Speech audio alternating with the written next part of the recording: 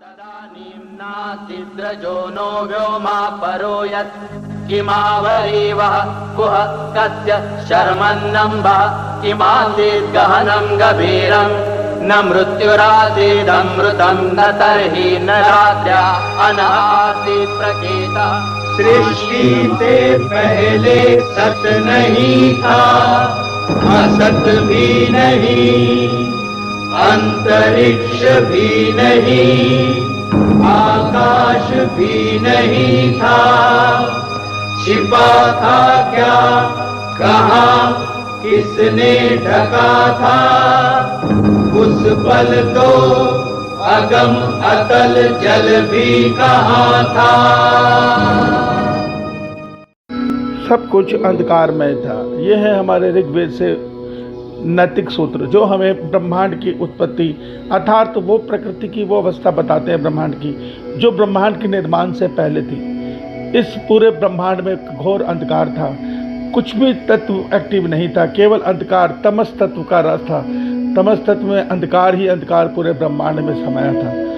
मगर हमारे आज का विज्ञान जो हमें बिग बैंग थ्योरी के द्वारा ये बताना चाहता है कि एक छोटे से बिंदु, एक छोटे से स्पॉट में, डेंस में सब कुछ, सारी एनर्जी, सारा प्रकाश कैद था और उसमें अचानक महाविस्फोट के कारण ये सारा ब्रह्मांड की उत्पत्ति हुई। मगर मेरे प्यारे कृष्ण भक्तों, कुछ वैज्ञानिक ही इसका खंडन करते हैं। एल्बर्ट आइंस्टाइन का कहना था कि एक छोटे से बिंदु में पूरे ब्रह्मांड का मैटर किस प्रकार समा सकता है, यह असंभव है।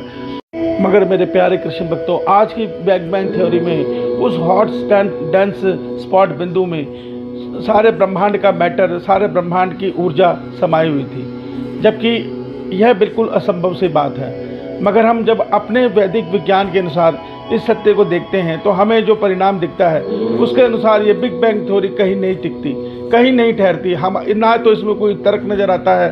क्योंकि जो हमारे वैदिक विज्ञान की थ्योरी है उसको जब हम समझते हैं तो वो हमें समझ में आती है, उसका अर्थ समझ में आता है। आइए हम उसको समझते हैं। जय श्री कृष्णा। मेरे प्यारे कृष्ण भक्तों, हमारे ऋग्वेद के अनुसार इस ब्रह्मांड की उत्पत्ति से पहले इस ब्रह्मांड के सारे स्पेस में प्रकृति तत्व एक समान रूप से था। ये अंधकार में तत्व में कोई हलचल, कोई क्रिया नहीं थी। ये प्रकृति तत्व इतना सूक्ष्म है कि आज के इलेक्ट्रॉन, प्रोटॉन, न्यूट्रॉन, क्वार्क और स्ट्रिंग इन सबसे कहीं ज़्यादा सूक्ष्म है ये प्रकृति तत्व। हमारे ऋग्वेद बताते हैं इस प्रकृति तत्व में तीनों गुण सत, रज, तम मौजूद होते हैं।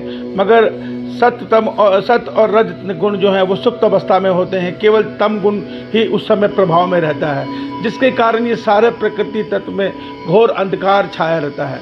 इतना अंधकार कि उस समय टेम्परेचर 0 डिग्री रहता है। कोई पूरे ब्रह्मांड में कोई हलचल नहीं होती, बिल्कुल सुप्त अवस्था होती है।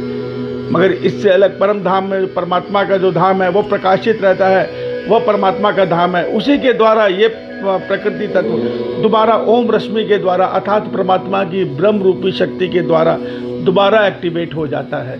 मेरे प्यारे कृष्ण भक्तों, इस सत्य को विज्ञान नहीं जानता। विज्ञान तो इस खोज में है कि बिग बैंग से पहले कुछ नहीं था, अब जब दोबारा ब्रह्मांड विस्फोट से खत्म होगा तो फिर सब कुछ खत्म हो जाएगा। मगर विज्ञान को ये नहीं पता ये प्रकृति बार बार बनती और बिगड़ती रहती है। इस प्रकृति की जो एक बार की अवधि होती है वो होती है 31 नील 53 खरब और 10 अरब वर्ष। मेरे प्यारे कृष्ण भक्तों, इस दौरान ये प्रकृति बनती है, फलती फूलती है, इसमें अनेकों बार सृष्टि की रचना होती है, अनेकों बार प्रलय आती है और उसके बाद ये प्रकृति फिर से महाप्रलय में समा जाती है। यह प्रकृति वास्तव में ब्रह्मा जी के जीवन से शुरुआत होती है और ब्रह्मा जी के 100 वर्ष की आयु पूरी करने के बाद यह प्रकृति फिर से सुप्त हो जाती है। तो इस रहस्य को विज्ञान नहीं जानता।